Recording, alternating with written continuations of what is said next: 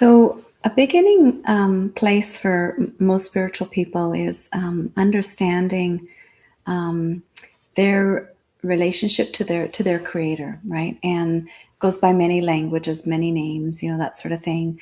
Um, but you've got to start asking those questions, right? And who am I? Questions.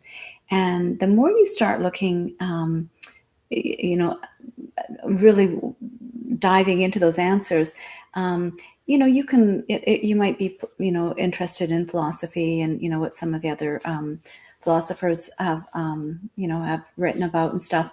But the biggest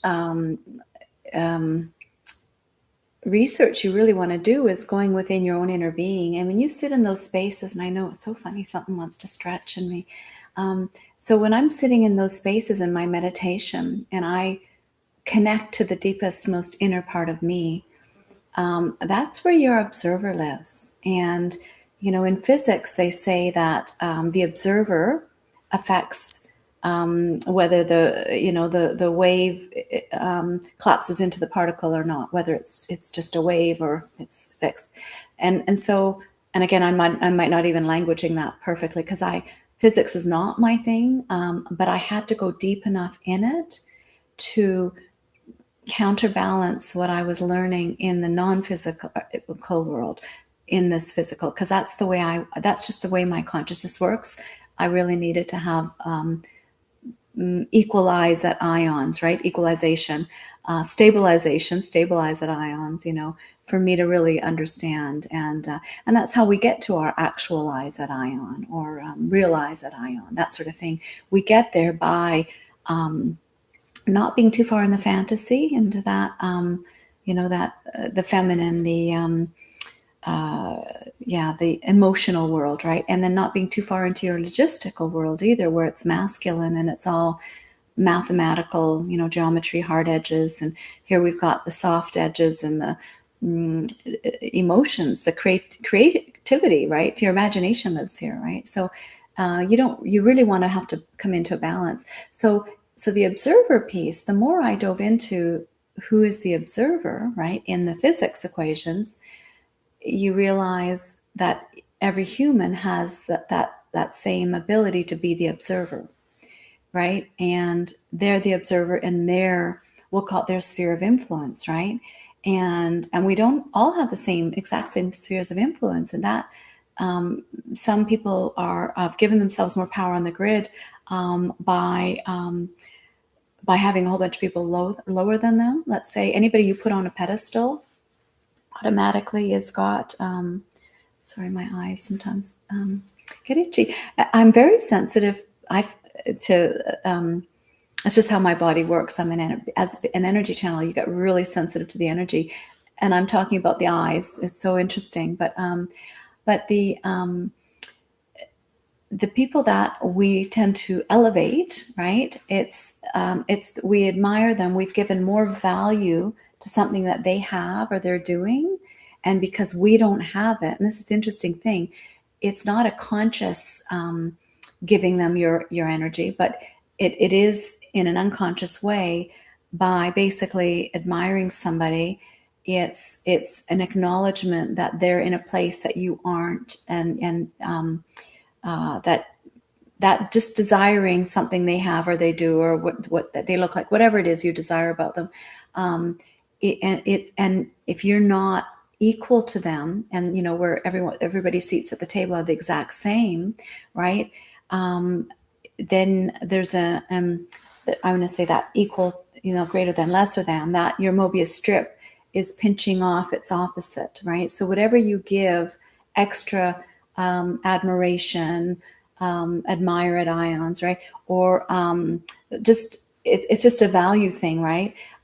Just your currency. Maybe you just watching them and their videos or their movies or their sports games or whatever it is, wherever they are. If you give them a lot of currency there without seeing them in, and I'm gonna unpack this in a second of why it's okay to co-create with people we're all equal seats at the table, but that's not how those people were seen in your life, and why they were put in place, all these people that we admire, right? So to call back those disproportionate kind of ions that we have gifted to these people that they don't even realize, right? And so they're taking a bit more power on the grid just because there's a bunch of us willing to give it to them, right? We were in a place of maybe not seeing it in ourselves, or not valuing what we actually did have, not having confidence, whatever it is, whatever. And this is not making anybody a victim here or shaming anybody. This is because we've all done it in all different ways, right? But that observer in you does get to choose things that get its currency. Because what we're saying is more of this in the world by observing it or by desiring it.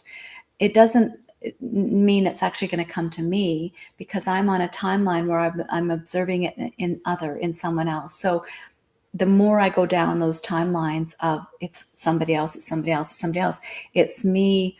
It's like they're the Pied Piper and I'm just following their threads, but I'm really making them the Pied Piper. There's a bunch of us that are elevating them as we go, right? And that's, again, that's a valid way. That's the old consciousness that we're growing out of. That's how we created, and we created some amazing things on the planet with that method. And people would call it the power over other structure, that sort of thing. It's, the top down kind of thing. That was how we understood the world through, right? It was our permissions to grow through them. But again, not conscious ones, because we didn't understand how that creator in us, the observer, what we were observing. And so now we're waking up to, people call it manifestation. How do we manifest? And the next piece isn't just trying to manifest something for yourself. If you want, let's say, that new car, the new job, the new house, whatever it is, you can, let's say on your phone, look at a bunch of houses that you want, or you're on your computer and you're researching, new jobs, that sort of thing. And you're activating it in your field. So you're stirring things up because you're giving your observation to these potentials, right? You're waking up new windows of opportunity, right? But if you're on, let's say, an Instagram where you're following designers, for instance, or celebrities that go into homes, that's not the same as you looking at and creating opportunities for you to step into those sorts of spaces in your own world. That's still putting them on a higher timeline, because you're recognizing the have and the have-nots kind of thing. And because you're not doing your dress rehearsals, maybe some people are. If you're learning about manifestation, you probably are practicing having the energy of as though you've had it already.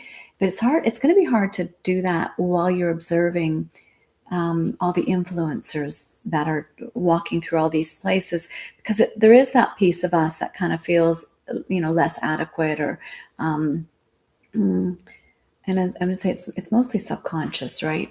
But that subconscious registering that it's not here in my life, right? It's really hard to fool yourself, is what I'm trying to say. So observing it on your phone in somebody else's life might not be the best way to try to manifest it in your own life. It's really got to be,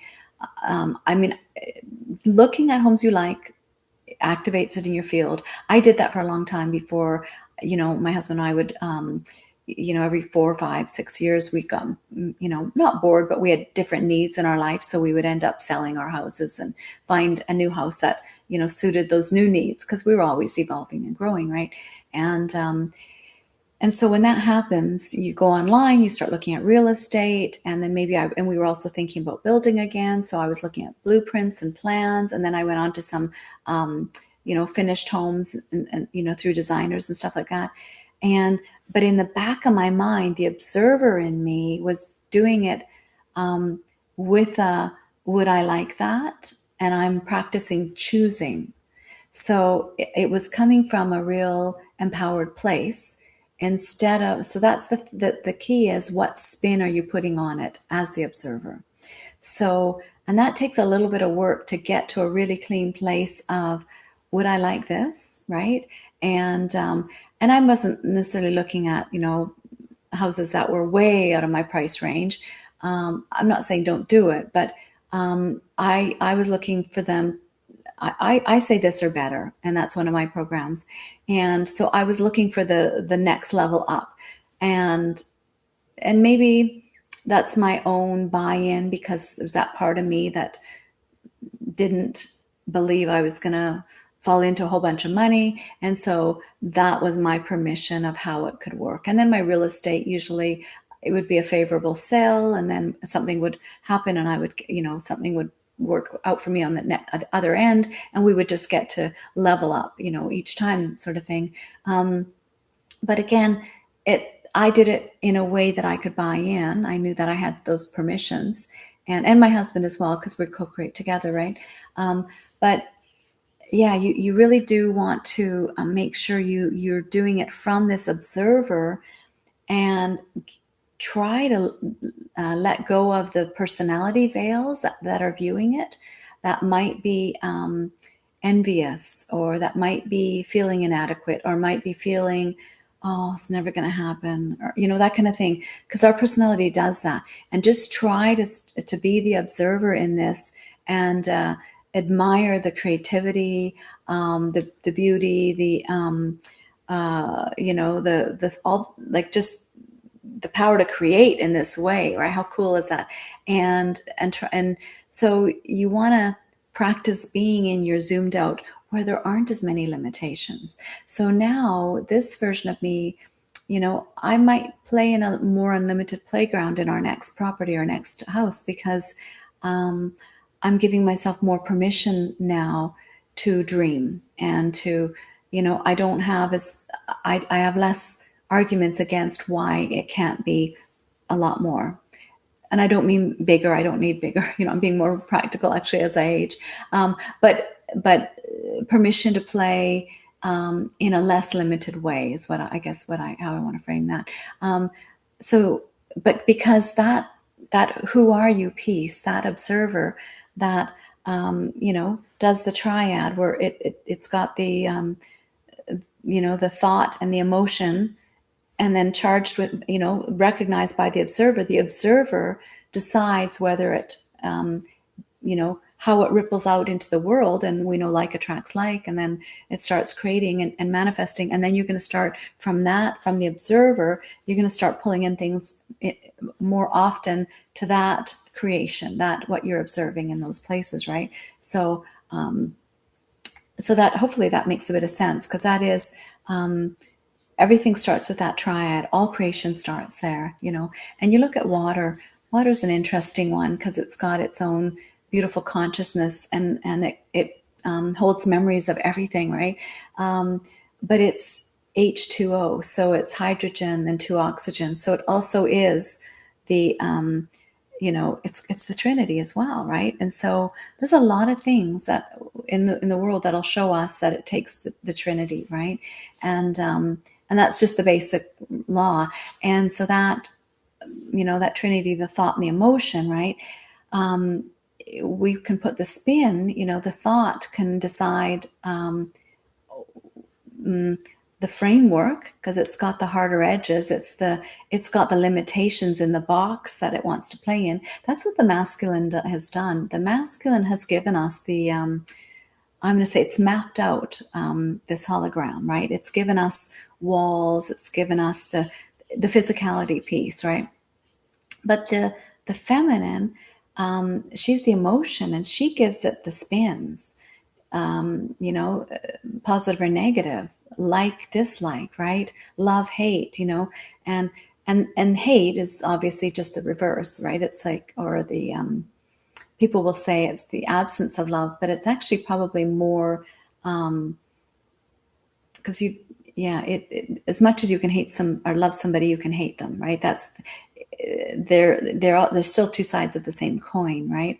Or one side of the same coin. Yeah, they're different sides, but they're both right there, right? So you can't hate a stranger. You can't feel, you might have judgments and prejudices and all sorts of things, but you don't necessarily know enough about the stranger to hate them.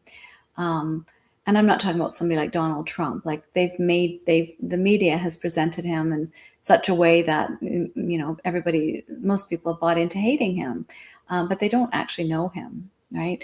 They're hating the image that got created. Oh, something's coming in here. The image that got created there with him, but they're not. They're not hating him. So yeah, work with your observer. Go deep enough in that whenever you're whatever you're giving value,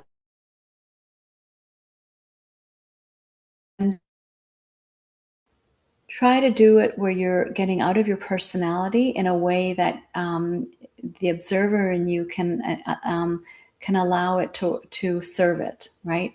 It can, because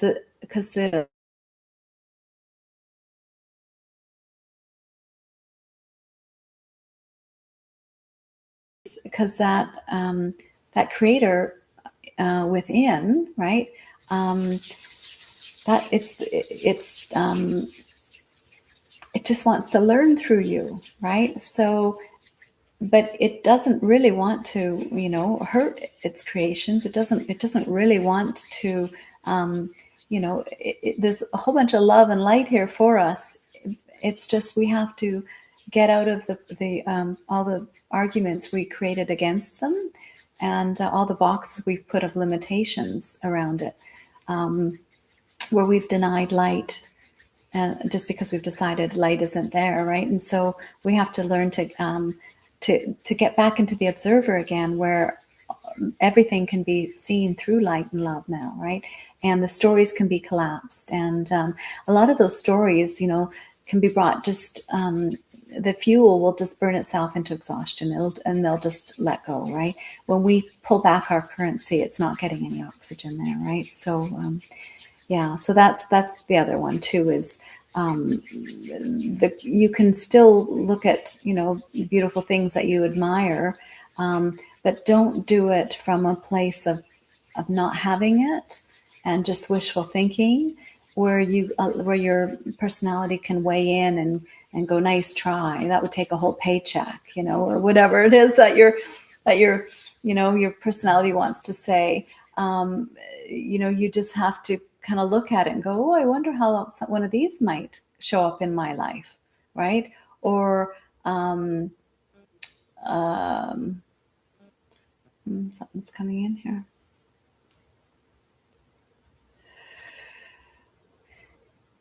They say the dress rehearsal is probably the best, because you can, when you're imagining having that thing, and you're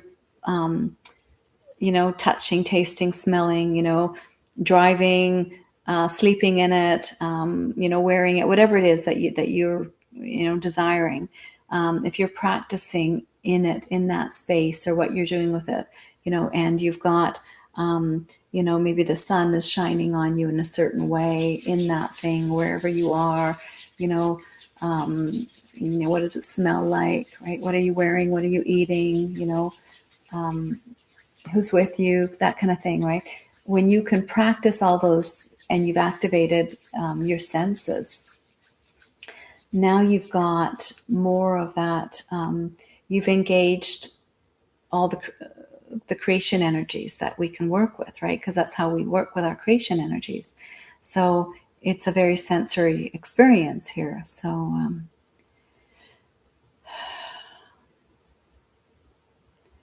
yeah, something's being held here. So.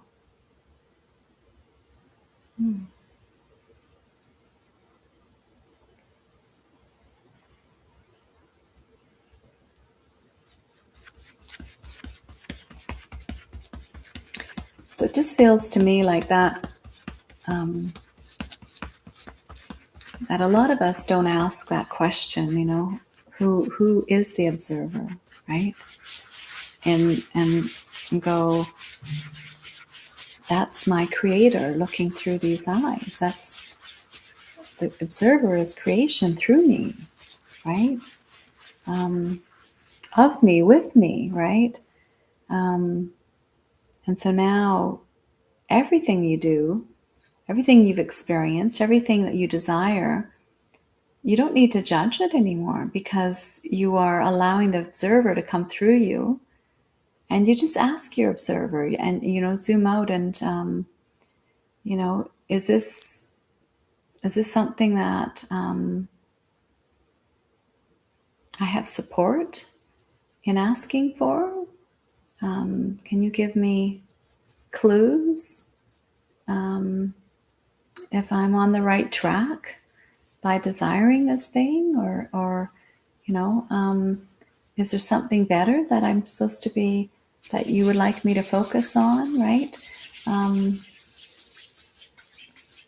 Dear Spirit, please give me stronger guidance in areas that will serve me in my expansion, in this point of light that I am for the Creator Source to come through me and create an experience in a divine and aligned and balanced and loving, light-filled way that serves humanity and Gaia's ascension at this time.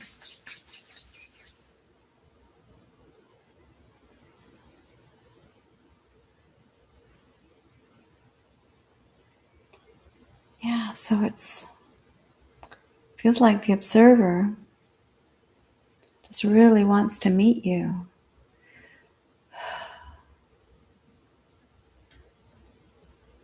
They say you can only meet the world as deep as you've met yourself.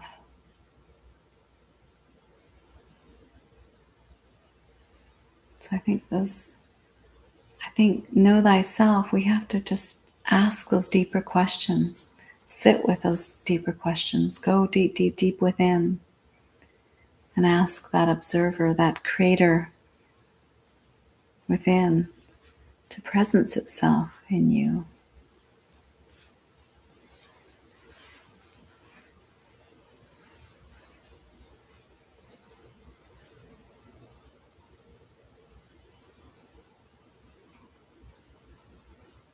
And just allow this unfolding within you. There's a beautiful space being created here.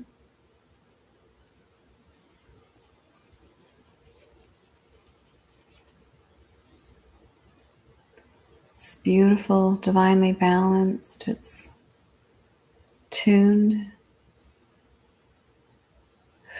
for spirit and source to communicate and harmonize and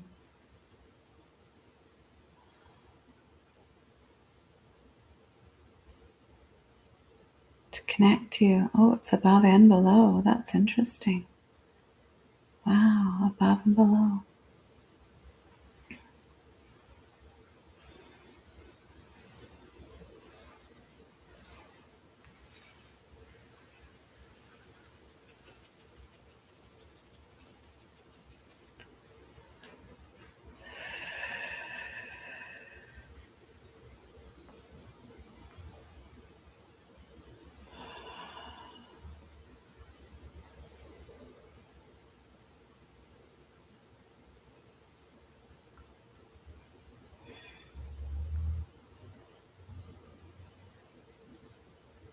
Yeah, just allow this beautiful love and light energy to flow through you and expand you and enlighten and activate and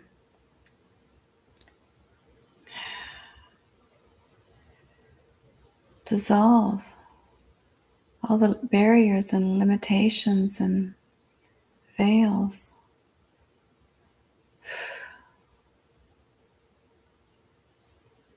Oh, there's no more playing small here.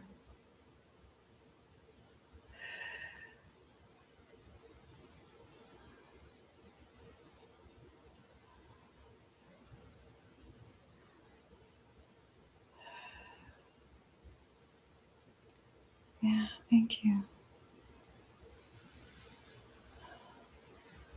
Every time we do these, it feels like that there's more and more merging of your higher self and your soul coming in and taking up more, I'm going to say space within you, but it's always been within you. It's just coming online again. That's really all it is. But it feels beautiful.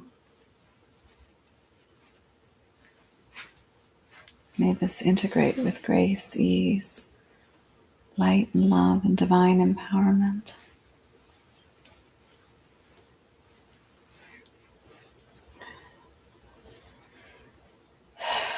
May it be recorded and made accessible to all those who are ready to receive.